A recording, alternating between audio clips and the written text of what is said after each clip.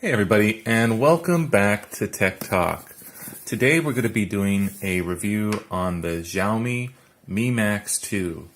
For people in the United States, Xiaomi is, excuse me, probably a brand you haven't heard of before. They're one of the bigger manufacturers in China. So this channel is Tech Talk, and we do a lot of reviews on tech that's coming from all over the world. And personally, I like things that maybe are a little bit unknown just because I'm curious. And sometimes when I do that, I get lucky, and sometimes I don't. Experiencing these Chinese phones has been kind of a journey. And like I said, some are good and some are bad. So Xiaomi has been one of the best and surprisingly excellent devices. So I have two of their devices, the Mi Max 2, this one that we're going to review today, and the Mi A1, which is what we're video taping this on. So if you've never heard of Xiaomi, Xiaomi is a Chinese brand, mainland Chinese brand, and they were just about bankrupt about a little over a year ago. The company went through kind of a major metamorphosis or a phoenix kind of thing. They stuck it out, and they're coming back with a pretty strong presence in the market in 2017, 2018. They've been really popular. And the reason for their success is pretty solid hardware. Solid hardware, decent prices, and decent software. So what do you get? The Mi Max 2, what makes this device so cool is this is one of the largest cell phones that you can buy. It has a 6.44-inch screen. It comes in at about 329 pixels per square inch, I think, something around there. It may be a little higher, a little lower, but it's still in the Retina display resolution range. It's an IPS panel, so it doesn't have like some of the color saturation that you would see in an AMOLED panel, for example, the deep blacks and things like that. The contrast ratio isn't as good. However, for an IPS display, as you can see, I'm practically, putting this on its edge, and you can still see really clearly. So the angles on this display are excellent. It is very good resolution. Even when there's screen in screen, it looks perfect. I don't see pixels. So that alone is really nice. I mean, just to have that big screen. For someone my age, I'm in 46, so my eyes are starting to fade a little. Looking at a 5-inch screen or smaller is hard. 5.5-inch screen is about as small as I can do comfortably, and even that seems really small once you start using this phone. So you get 64 gigabytes of internal storage, 4 gigabytes of RAM, and the Snapdragon octa-core 625 processor, which gives you pretty solid performance. And that's the kind of recipe that they've used: a good panel, good RAM, good internal storage. So you're off right out the bat with a decent kit.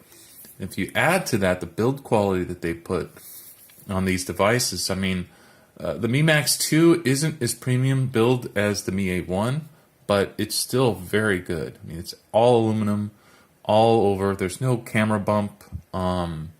It's just really, really nice. It has the 2.5 curved glass, which I'm not the hugest fan of, but it works. It's Gorilla Glass 3, so there is some scratch resistance. The other thing that's really cool is the phone has a dual speaker setup. So it has your usual microphone, USB-C, and speaker, but the earpiece also serves as a loudspeaker, and it gets pretty loud. It isn't as loud as the speaker down here, but it does get noticeably loud and gives you a rich stereo separation sound. So this phone gets, I wouldn't say as loud as my wife's iPhone, but it gets pretty loud. It doesn't distort and it has a good amount of bass. It's really phenomenally nice for what it is. I mean, if you're expecting, really loud, deep sound, it's not. It's a phone. I mean, come on. But for what it is, it's really nice. The phone handles most games, most things pretty well. It does stutter a little bit on graphics, so because of the screen, if I shift here, you can see that little bit of black on half of the screen. It's not a big deal. It's just a little bit of a glitchy thing, but it's very common. So what it needs is more RAM, probably a faster processor, or just a better graphics driver. That being said, again, like I said, playing video games, Asphalt 8 plays really nice, and especially with the bigger screen, it's really nice, really nice to play. It has a 3.5 millimeter headphone jack at the top, an IR blaster, so you can use this as a remote control for your TV. And the sound quality on the headphones is really good. No background noise. Sounds really excellent to me. Also, the phone has a 5300 milliamp battery, and quick charge. I don't know about how long it takes to charge the battery. It is pretty quick, but you have to allow for the larger capacity, so maybe an hour and a half. But to fully charge this huge battery is quite impressive, and I would say you can get 4 days of medium use out of this phone. If you really tried to eke it out, you could probably get 5 or 6 days, lowering the settings and brightness and things like that. But without doing any of that and having it on just normal performance, you can easily get 3 to 4 days of use out of the phone, and that's phenomenal. You can use this really heavily, and you don't have to worry, oh, am I going to run out of battery? No, you're not. You're just not. So I wish more phone companies would think about the battery capacity. It's a really big issue. Weight is one thing, but you know what? I'd rather have the weight and have more battery than always be looking to charge my phone. So Xiaomi just scores on every capable. I mean, if you look at the build quality, there's no gaps, there's no seams. The buttons are black aluminum buttons. They look great. I had this phone for about a week. I don't remember how I got the scratch, but it got just a little scratch you can see there. Otherwise, the finish is pretty durable. It's resistant to fingerprints pretty much, but I would get a case immediately. I got a case from Capaver. There are not a lot of cases for this phone, but the Capaver case is excellent, protective. You could even set it down like this, and it's not going to touch the glass. As long as there's nothing on the surface. So, yeah, for what, $230 with the case, you've got an excellent not all day phone, but super, all week phone. And so because it's a Chinese phone, one of the issues with Chinese phones is network compatibility in the United States. The network carriers aren't playing friendly. They don't want the competition from these companies.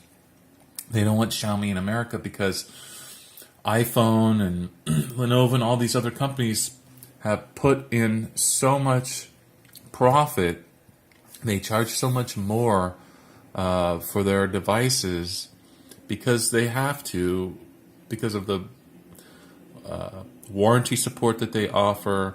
They're also trying to please the various retailers, including like Verizon and the carriers. So everybody's trying to make money off of the devices at each step of the way, which adds a lot of money to the cost of the device. When you're buying it straight from the manufacturer from China, there's no middleman. You're just paying for the hardware itself, really, and the development of the software from the company. So it's a much different situation, and so you're not paying all that, And all these other companies are like, hey, that's not fair. We have, we paid our way into the market and it costs us a lot of money to do that.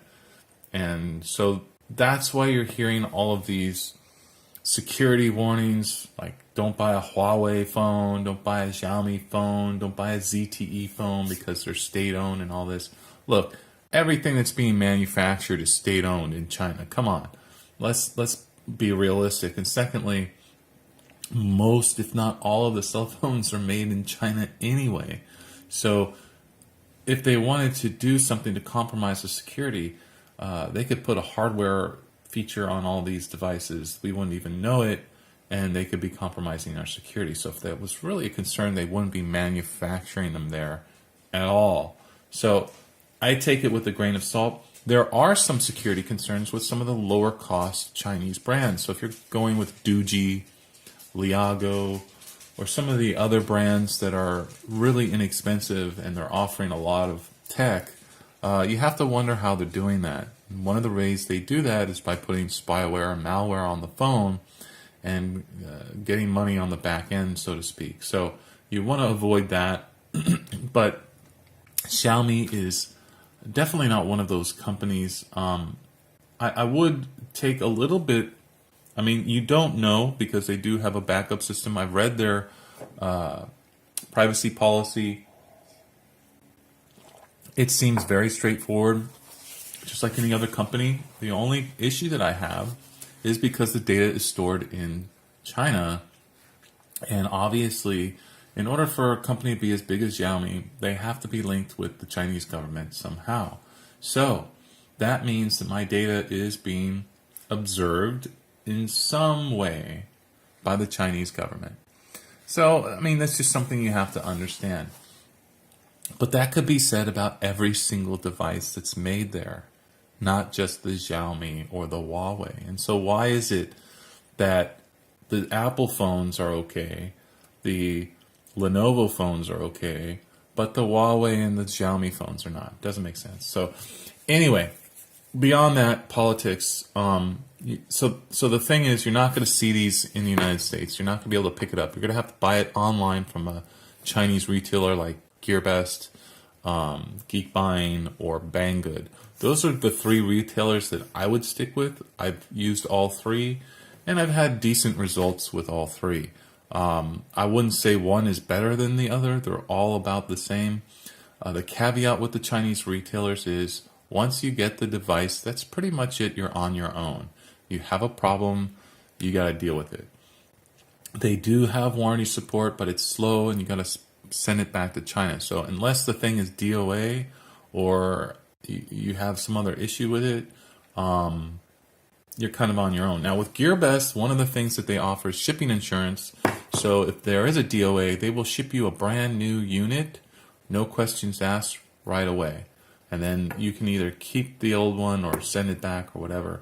So I would definitely recommend purchasing the shipping insurance through GearBest in case you have a problem. That's the best remedy that you're going to get. Otherwise, you're on your own. So, but again, you're not paying $400 for the device. And so that's a pretty great thing. Software. So you're dealing with Xiaomi, Mi software, Mi UI. Mi UI is definitely a heavy skin. The launcher is a custom launcher. What I have on here now is the Pixel launcher that I installed myself, which I really love. It's great on this phone. But two things about the Mi UI software that I don't like. You can't uninstall any of the Mi apps, which they have Mi apps for almost everything. And then all of the Google apps, you can't disable them or uninstall them. So you can't do that with any. So you got like 50 apps by default, whether you want them or not, and you can't do anything about it. And I really don't like that. So, but some of them are useful, and if you could sync up. So because I'm in the United States, the Mi syncing software doesn't really work for me, and I've tried multiple ways to solve that, and it's just a bug. So that's a little bit of an annoyance. But overall, I mean, the camera works really well. It's a decent. There's a 12 megapixel shooter on the rear. It's an IMX Sony sensor, as you can see here. Sorry, it does pretty well. You know, it's not choppy. I don't know if it has optical image stabilization. It might have electronic image stabilization, but because of the price of this phone, I doubt it has optical image stabilization. I believe the first like 2 times zoom is not digital. It's actually a manual zoom. But anyway, the cameras on the phone, it's a mid-range phone, so you're getting mid-range cameras. Low light, you're going to get some noise. But generally, it's above average. It's not a cheap camera. It works well. I'm glad it's not a dual camera. It's just a single camera. And I find that those, unless you're spending a lot, the dual cameras are kind of gimmicky. They don't work real well. So I'm really happy that Xiaomi didn't include that. And there's no bump on it. So it's so seamless. The fingerprint reader on the back of the phone works really well. It's extremely accurate. And it takes about a second, maybe a little over that sometimes. But it's a pretty quick reader and it's very accurate. So, and again, you can have like 20 apps open. You can be playing a video game with the apps, other apps going. It doesn't really slow down. You may get stutters with the video game if you have a lot of apps open at the same time. But beyond that, you won't. And it's real easy to, because of the capacitive. The other thing about Xiaomi that I really like is the way they design the phone. So you have capacitive buttons on the bottom that light up so that the whole screen, you don't have any of the screen taken away by on-screen buttons. And I really like that feature. There's a whole lot of customizations that you can make in the Xiaomi software that are very useful. So it's a mixed bag for me. I really like pure Android for the most part, but I can't complain about the Mi development. It seems that it's a very active community. There's a forum app on here, and you can get on the forum and share your feelings and concerns and get some advice and things like that. And if you have a bug or a problem, they will work on it as long as you let them know. There's a feedback app to do so as well. And I really like the active development that I see in the community. The phone that I have is using what's called the global ROM. So there's a global edition, there's a Chinese edition, and then there's the developer editions of both. And I have the developer ROM global edition, which adds a few extra features to the phone and basically just gives it better network reception. I was only getting 3G, and when I put the developer ROM, now I have full 4G coverage. So it's just one of those small things, and you get more frequent updates. And I haven't noticed any stability issues. So stability still seems great. More features and more frequent updates. For me, that's like the perfect combination. I'm a nerd. I like to install custom ROMs. And with this, I don't feel the need to do so because it gets feature updates pretty regularly. It may not be running Oreo. It's still running Nougat.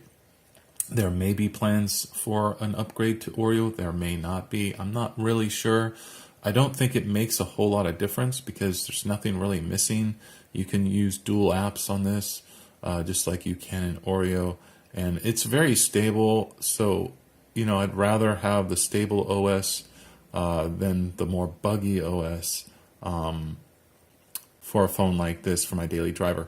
I do have the Mi A1, which has Oreo on it, so I can tell you, there aren't a lot of differences that I can see between the two, beside the fact that, the vanilla Android is a much different interface than the Mi UI. I do prefer the vanilla Android better, but the Mi UI isn't bad. And like I said, there's a lot of options available for people, and you wouldn't find that in any other company. You know, you can't get a Samsung and put a developer ROM from Samsung on the phone. It's just not going to happen.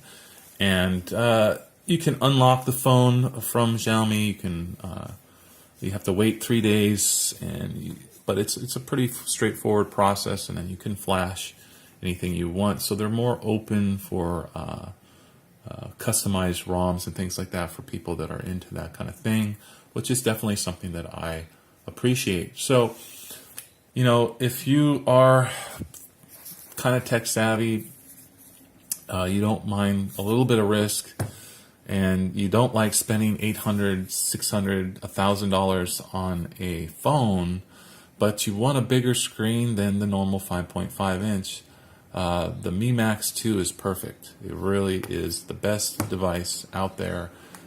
Media consumption on it is beautiful. It's really nice. The whole screen is taken up by Netflix, stereo sound. It's really, really good. The other thing is benchmarks. I did, this gets about 64,000 on Antutu. I'm going to redo the benchmarks because I basically did some tweaks through the developer options on the phone to basically make it run a little faster and basically get rid of the the MIUI optimization. So there are optimizations that MIUI uses on the software, and I think it's to extend the battery life, because when those are on, I mean, it's just insane, the battery life. When I turn it off, I notice battery life isn't quite as good, but performance seems a little better. So I don't know, you know, I'm going to have to do benchmark tests and get back to you guys and let you know. But there really isn't any reason not to buy the Mi Max 2. It's probably one of the best phones if you can deal with the size. Obviously 6.4, I'm a big guy, I'm 6'4", and so for me this is fine. You know, obviously you can't go to the top of the screen with your thumb to the bottom. It's just not possible. You got to kind of shift the phone in your hand to do so. So it is a big phone, and sometimes it's too big for me, and that's a problem.